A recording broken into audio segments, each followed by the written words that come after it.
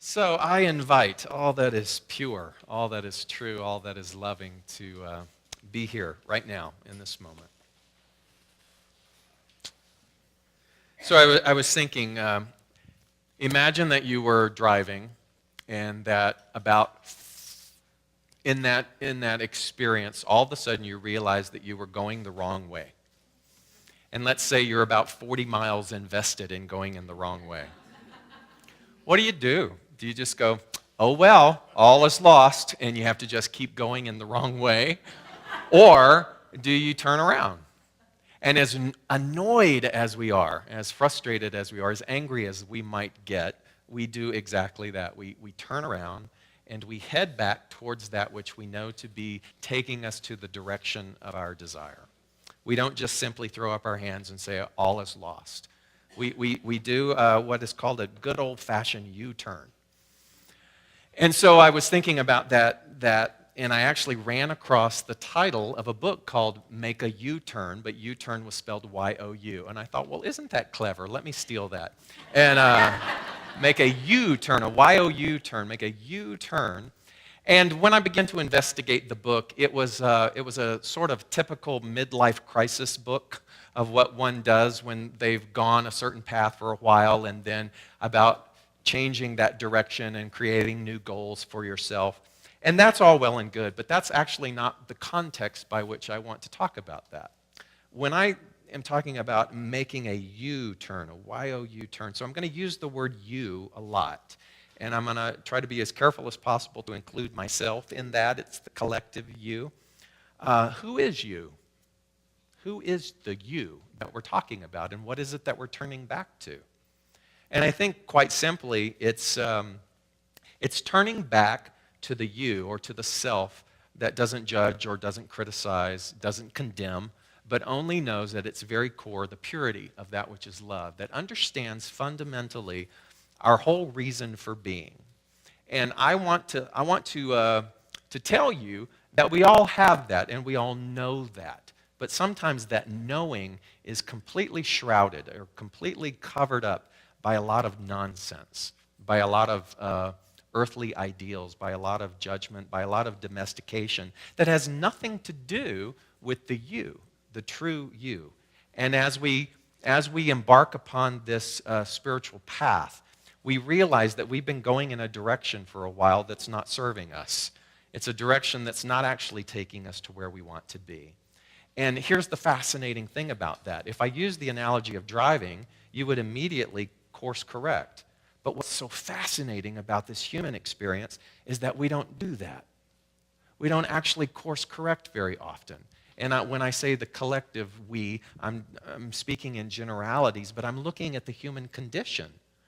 And I'm saying, when you're exposed to the idea that there's a greater reality for you, what is it about us that doesn't immediately stop the falsity and turn around? What is it about us that continues moving and trudging and swimming through tar in order to have our human experience? And we settle for that, and we kind of throw up our hands in the air and we go, oh well, that's just my lot in life. Well, guess what? It's not. It's not our lot in life. And so I'm fascinated by that human behavior. I'm fascinated by the resistance that we build up. I'm fascinated by our loyalty to lack and our loyalty to our domestication. And what I realize is it's a process of unlayering. It's a process of uncovering to get back to that seed of willingness that says, well, of course I'm willing to drop all of this old idea. Of course I'm willing to make a U-turn back to the you, the self of me. And so when I look at that, what I realize is it's really all about consciousness. It's exactly what Reverend Susan indicated in her opening lines, is that everything involves around thought. And so to make a U-turn in consciousness, think about that for a moment. Because the definition of a U-turn is to make a 180-degree movement in direction. In the military, it's the drill command, about face, forward march, to completely turn around, to go in the opposite direction of the previous path. So I ask you, is it possible to do that in consciousness? Is it possible to do that in consciousness? Hopefully, we would say, of course. So here's the bigger question. Are you willing to do that in consciousness? Are you willing to drop whatever resistance, whatever shackle, whatever story we have in order to make that U-turn? And so I believe that there are aspects of this process. I'm all about being gentle. I'm all about loving the self in that particular process.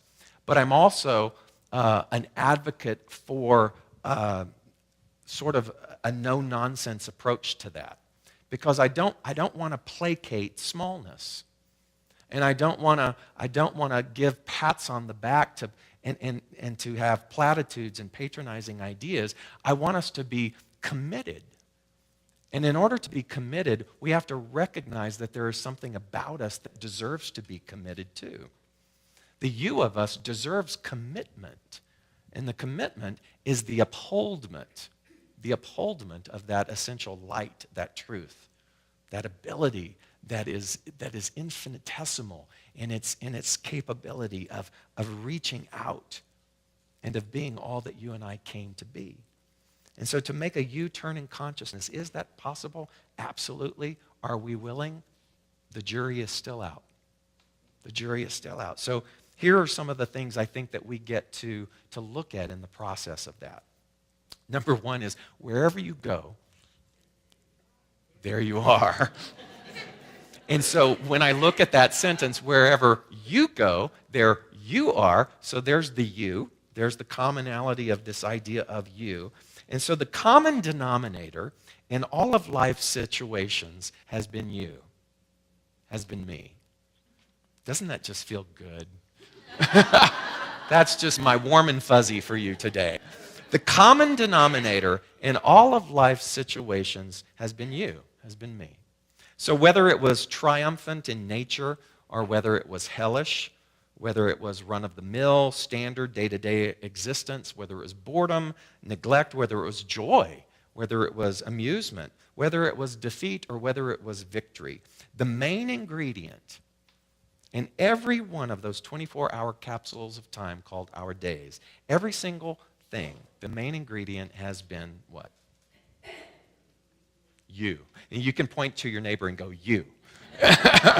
It has been the you of us. It has been me. Wherever I have shown up, the only thing that I can take with me and the only thing that I'm responsible for is me.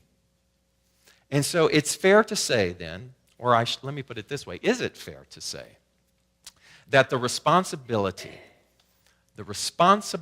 of the quality of our earthly events, that's a lot of L-Ys, that's a lot of Lees, responsibility of the quality of the earthly events in the past have been handed over to someone else or many someone else's? Did you follow that? Is it fair to say that the responsibility of the quality of our earthly events in the past have been handed over to someone else or to someone else's? I wrote that down and it tried to course correct that word, but I was committed in adding S's to that. And that those people, those someone else's, are the reason for the experience. What I mean, if it was a happy experience, it was because this person came along and made me happy. If it was a happy experience, it was because I got the thing that I wanted. If it was a depressing or filled with angst and sorrow experience, it was because someone did something that fostered that feeling, or something happened that was called tragic or unfair. You see, we have become accustomed to attaching the responsibility of the way that we feel on another human being. And this making a U-turn, then, a return back to the core, essential, powerful me, the self of I, making that U-turn is returning all of the responsibility back to whom? To me. So effectively, to make this ideal substantiated and to be true and to have any integrity whatsoever, first of all, is to do exactly that. Is to be able to look at every single circumstance. Did you get that? Not just the ones that are convenient, but every single circumstance. We talk about this in regards to spiritual law. And there have been many wise teachers in our movement over the past that have talked about spiritual law and used the word principle. And they would say things like, principle is always in practice. It's never upheld just for special occasions. And so when we look at the idea of that, what we realize is that there has never been a time, there's never been a special occasion where I've been able to hand that responsibility off to someone else. Every single experience, this is what you and I are called to do, to uphold, to embrace, if we are to walk on this spiritual path in all integrity and in all available consciousness.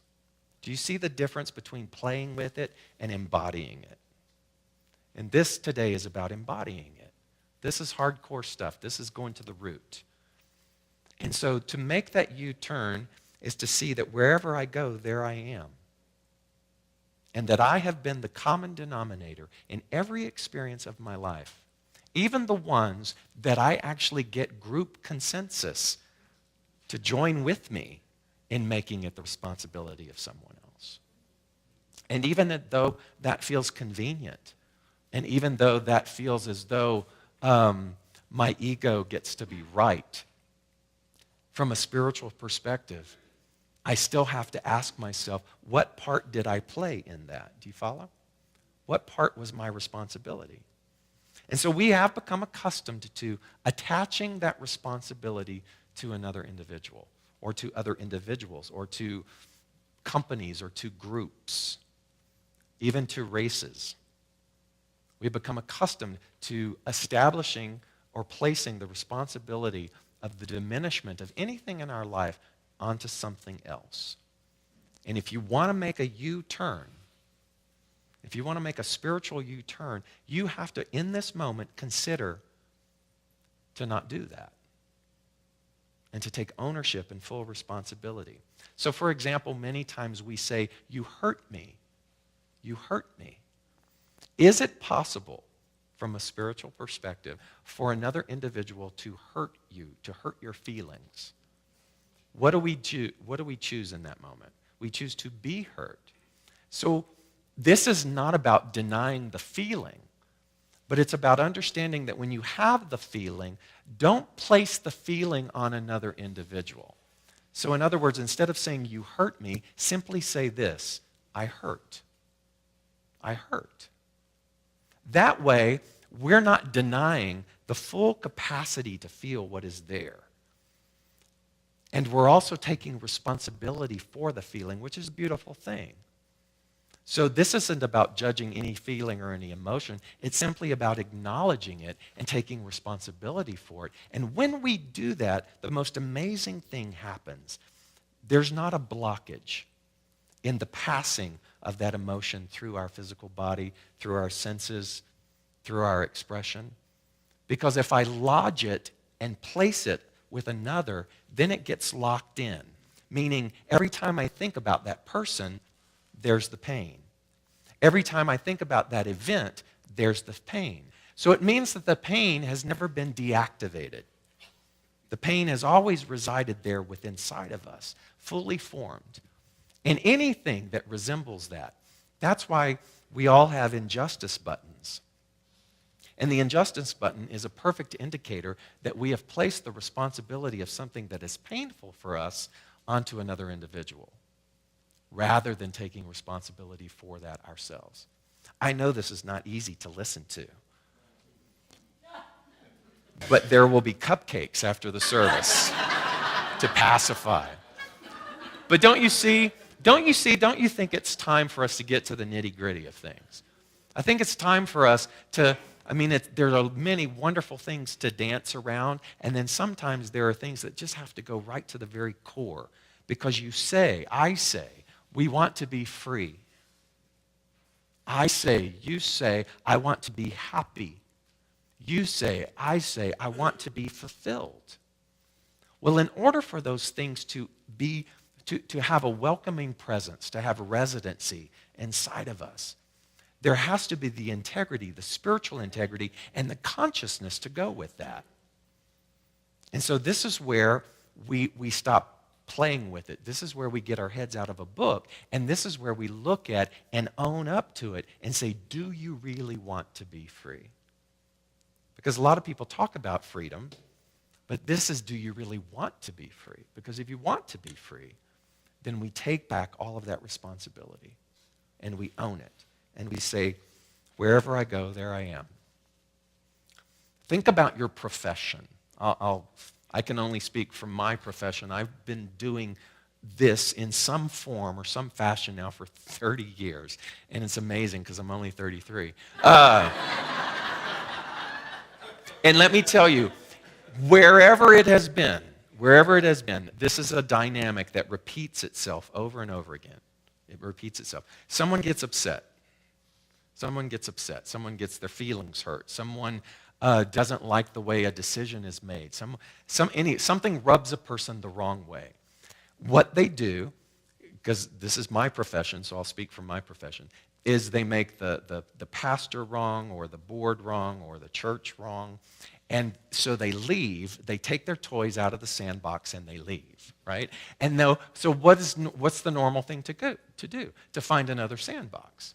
And so I've been in the sandbox that has been departed, and I've also been in the sandbox that welcomes those who come, who, are saying, you won't believe what they did, and blah, blah, blah, blah, blah. Or I'm the visiting guest speaker, and I'm pretty good when I guest speak. And so when I go to a place, it's inevitable that somebody comes up and they go, oh, I wish you were our pastor. And I go, really? And then they begin to tell me all the horrid details of everything that's dysfunctional within their congregation. And so here's the thing about that. Look at that. So what do? Is we take our toys and we go to a different sandbox. And then guess what happens? The same thing happens. And then, oh my God, now those toys are getting all gritty. And so now you got to pick them up and you got to go find another sandbox. And so the amusing thing about being in this philosophy in Southern California is that there's lots of sandboxes, right? And pretty soon, after a while, after they've made the entire circuit, then they wind up back at this original church that they were. And what I laugh about that, and we all do those kinds of things, is that what have we done? We've taken a button that has been pushed, and we've taken whatever that is, that unfinished business, and we've made it the responsibility, and we've placed it upon another individual. And so, what do we do about that? If you want to do something about that. Because what profession are you in? Have you seen the same behavior with coworkers? Look at your family dynamic. Wherever you go, there you are. So we start to see this repeated pattern over and over again. We get to catch ourselves. I did it this week. I read something and I took it personally.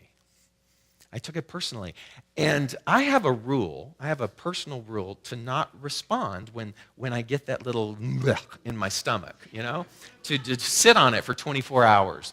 And lo and behold, if I didn't abandon my 24-hour rule.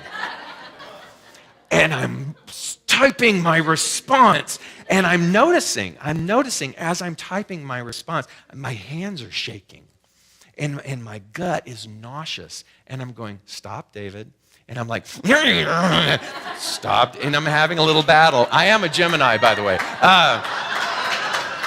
So I'm having this battle. And lo and behold, if I didn't hit send, and the moment that I hit send, I wanted to vomit. Because I went, why did you do that? Why did you do that? Because what did I do? I took it personally. I made whatever diminishment I was feeling, and I placed that responsibility on another individual. And so sure enough, there was a retaliation back. And so this is human behavior. This is the dog-eat-dog kind of sensibility and consciousness that many of us engage in. And then you go, when does it end? So we laugh about that, but now look at that elevated by religion. Look at that elevated by race. Look at that elevated by war mentality. And you start to see at what level does it end? And so when Gandhi said, be the peace that you wish to see in the world, he wasn't necessarily talking about peace on this war-type level. He was actually talking about the small moments like I was just describing. Because if I can't abide in that peace and in that responsibility in a moment like that, how in the world can I be held accountable to know that on a grander scale? We teach that so much within spiritual law that says, I want this, I want this, I want this, I want this. But in our wanting, we're not even taking responsibility and appreciation for what we have. And if we can't appreciate what we have in the moment, how in the world can we be vetted and vested towards upholding and having something that's greater than that? Do you see? And so wherever I go, there I am. And I get to take responsibility for that. The other thing that I came up with was self-synergy. Because synergy is the creation of a whole that is greater than the simple sum of its parts. Synergy is the creation of a whole that is greater than the sum of its parts. If we wanted to look at that from a quantum perspective, they have two terms. One is Newtonian thinking, and one is quantum thinking. And Newtonian thinking is the one that we've hopefully moved away from, and that is that isolated thinking, that I am alone in this experience. Quantum tells us that we are a collective, that we are a part of everything, that what I do and what you do infiltrates into the mass consciousness of everyone else. And so self-synergy, when we bring that, when we look at the Greek root of the word synergy, which is synergos, or you'll have to help me, Dr. Will, if I didn't pronounce that right, but it actually means working together. And so if it's self-synergy, what needs to work together in the self? What needs to work together in the self? Well, we have all kinds of models for that teach the same thing. And that is sort of the spirit, mind, body model, that Trinity model. That is the synergy, the self-synergy that you and I are asked in this U-turn experience to remember and to live from. So very simplified, the spirit, we are God. We are God expressing. We are the Christ. We are the Christ expressing. We are not necessarily the totality of God, but God is the totality of us. I think that Rumi said it best. He said, you are not a drop in the ocean. You are the ocean in a drop. That is the spirit of who you are. And even though we might deny it, and even though we might fall asleep to that, that's the truth of who we are. To be able to create that synergy, then, is to know beyond a shadow of a doubt that we are spirit. So then what is the mind? Spirit, mind, and body? Mind is both the conscious and the unconscious component of mind.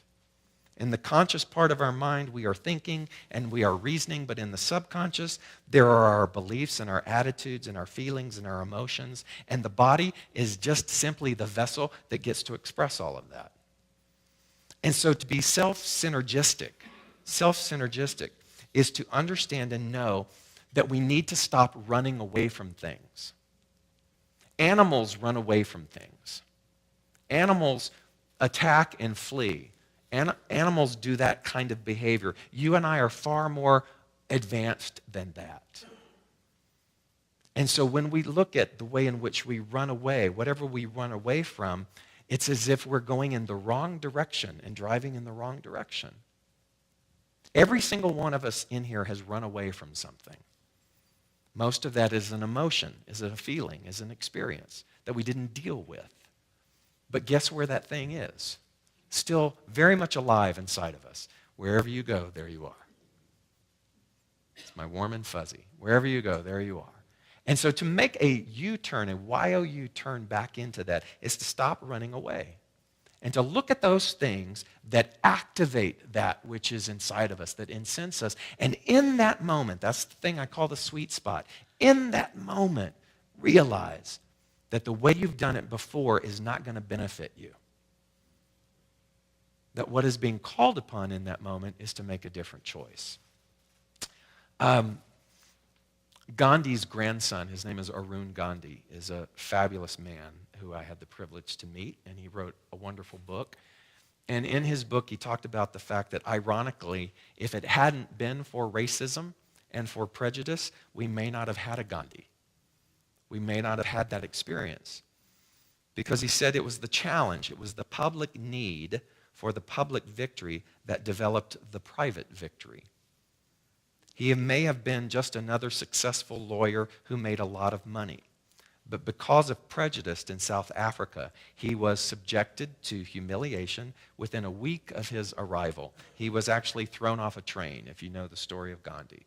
He was thrown off a train because of his skin color. And he was so humiliated by that experience that he sat there on the platform of that station all night long, thinking of revenge, thinking of ways to get back at that injustice. But in that sitting all night on that platform trying to think, he came to the realization that if he responded with an eye for eye justice, guess what would continue? The same kind of action. He came to this, I would even call it a sort of a mystical awareness, that he realized if he retaliated, that if he fought back, whether he labeled it spiritual law or not, that he knew that by fighting back, it would only increase the thing in which he was humiliated by.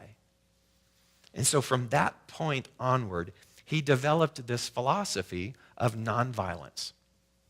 And he practiced it his whole life. As well as in his search for justice in South Africa, he ended up staying in that country for 22 years, and then he went and he led the movement to India for them to free themselves from British rule. And that movement ended up with an independent country, something that no one would have ever envisioned. And there are eons of stories and years of work and practice in the midst of all those lines that I just read you. It wasn't something that was done overnight. But I would like to believe that the seed of the U-turn was created in the platform of one's humiliation, sitting in that train station. And so every one of us is a Gandhi. We are. Every one of us. It's not like we have to wait for yet another kind of savior type, an archetype to come and fix everything. You are that person. And the moment that you are willing to make that U-turn in consciousness, the moment that you set forth the same energy that any of those other people that we praised, any of those other people that have completely changed the trajectory of the way in which we live, you are that. I am that. Every single person is that. There are no exceptions to that. The only thing that holds us separate from that experience is our willingness to make that U-turn in consciousness. And to say, I'm not going to do that anymore. I'm not going to live that way anymore. And lastly, it's not personal. It's perception. It's not personal. It's perception. Every single thing is a product of our perception. I promise you, if you take that on as a mantra, there will be a day where you will find peace in that. In the beginning, it's a little maddening. But everything is a product of our perception, meaning whatever is unfolding before us is delivered to us by the way that we perceive it. If I look and see the world as corrupt and chaotic and unfair, then I continue to get an unfair world. But if my perception of the world is one where wholeness is taking place moment by moment by moment, where healing is taking place moment by moment by moment, where infinite possibility is right around me, swirling, eager to co-create with me, then that's the world that I get. It's not personal, it's perception. God is in everything I see. And so there is a difference between seeing and vision. There's a difference between seeing and vision, because seeing, in my definition, is the three-dimensional activity that the eyeballs do, the retina. So what I see is I see walls, I see people, I see chairs, I see carpet, I see some yawns, I see some grins, I see some, what the hell is he talking about? I see all kinds of things going on in here, but what I see is confined within this space. But vision goes beyond walls. Vision goes beyond matter. Vision is the ability to see in the mind. Not the physical sight, but the ability to see in the mind. And so what we are called to do is to make a U-turn towards vision rather than just simply seeing. There is a dramatic difference that sets forth the quality of what you and I are about to experience if we take on the ability to vision. And so what do you want to vision? What do you want to see beyond what just looks like appearance? And so there is a deep, profound lesson, a spiritual practice that I started to play around with recently. And it's simply this: I have invented the world that I see. I have invented the world that I see. Say that. I have invented the world that I see. What starts to happen? What starts to happen when you entertain that idea? I have invented the world that I see. All of the sudden, we move from simply seeing to visioning. We began to realize that wherever I go, there I am. We start to see that there is a synergy within myself that is responsible for the creation and the experience that I'm having. And only I then have the power to turn that experience around in the way that I want it. When I say I have invented the world I see, here's what happens for me. I go from being powerless to powerful. I take that realization and I own everything around me. I own it all. I allow myself to feel. If I need to mourn something, if I need to be sad about something, if I need to feel angry about something, I own that without attaching it to another individual. I allow myself to process that. I had to laugh because as I was working on this, we were driving to Panama City Beach, and I passed two warehouses that had the sign deer processing. And you know what they do, that's where they take the deer meat. But in my mind, because I was working spiritually about self-processing, I envisioned all these deer sitting around in chairs talking about their feelings.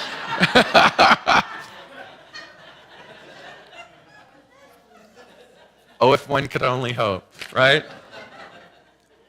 And when we make that U-turn, the turn back to the you, the origin of me, then we have what Thomas Troward, the great teacher, said, we create a fresh start. We create a fresh choice. And let me tell you what happens when you make a fresh choice. Just very quickly, by spiritual law, you integrate into the component of the creative process something that is completely different than what exists now.